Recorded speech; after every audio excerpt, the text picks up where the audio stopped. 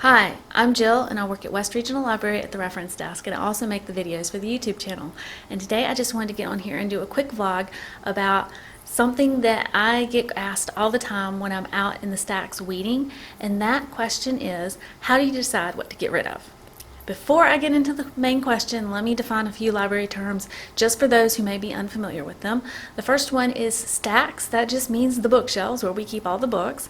The second one is weeding, and that is the library term for the process of discarding things, and discarding is getting rid of books. So now that we got that out of the way, let me get on with the main question. For weeding, there are basically 4 reasons why we weed stuff, and they are all basically common sense. The first one is we get rid of duplicates. When something is new and popular, we keep multiple copies just to try to keep up with demand. But then 6 months or a year later, when that demand drops off, we don't need that many copies anymore, so we get rid of the duplicates. The second reason we get rid of stuff is because of condition. Books wear out, DVDs get scratched, you get dirty stuff, torn things, broken spines, and so on. One of the main condition reasons we get rid of stuff is because it's wet. As much as it rains in Mobile, we pull wet stuff out of book drops all the time, and we never know that it's 100% dry on the inside. So even if it kind of looks okay, if it's just a little bit damp, it will grow mold, and then the mold will spread, and we don't want to take any chances with that. Better safe than sorry. If it's gotten wet, we get rid of it. The third reason we get rid of stuff is because it is out of date or inaccurate. We have some just basic guidelines about how to get rid of stuff because of its age. Like, for instance, we try to replace travel guides every 2 to 3 years. We don't want to keep medical information more than about 5 years. But then on the other hand, like a math book, we might keep that one 10 years or more because math doesn't change all the time. So we kind of go by those guidelines, but this is something y'all can kind of help us out with some, because we're not experts in everything. So if you see something on shelf in a subject you know a lot about, and you know that the information's not right anymore, come by a desk and let us know so that we know to get rid of it and see if we can get an updated copy with the current accurate information.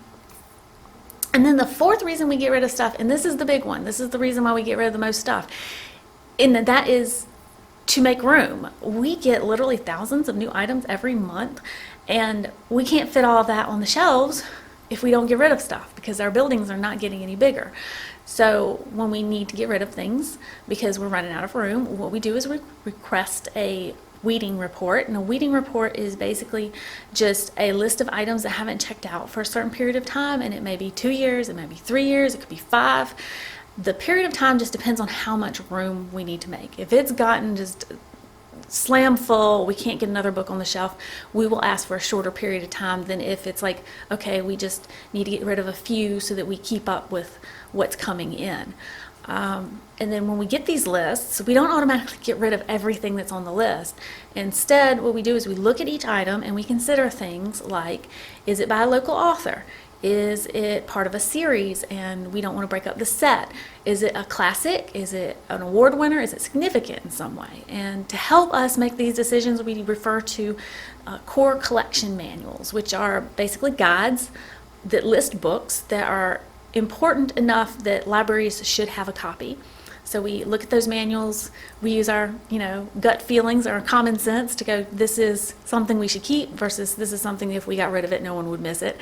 And in general, we keep maybe 20% on a weeding list and discard the other 80%. And those are the 4 reasons why we get rid of stuff. Then after we discard something, don't worry, we don't just throw it out. If it's still in a usable condition, we will either put it on the book sale rack in a branch, or we will box it up and send it to the Friends of the Library Spring Book Sale, which is a big event every year. If you've not been, make sure you come to our next one. And then those items will find a new home with one of our patrons, and it can go into their collection, so they're not going to waste. And then the proceeds from the sale we use to buy new stuff for the library, and that is the whole weeding process in a nutshell. If you have any questions about how libraries work or about the Mobile Public Library, please leave me a comment down below, and don't forget to subscribe to this channel for more information on the Mobile Public Library. And as always, thank you for watching.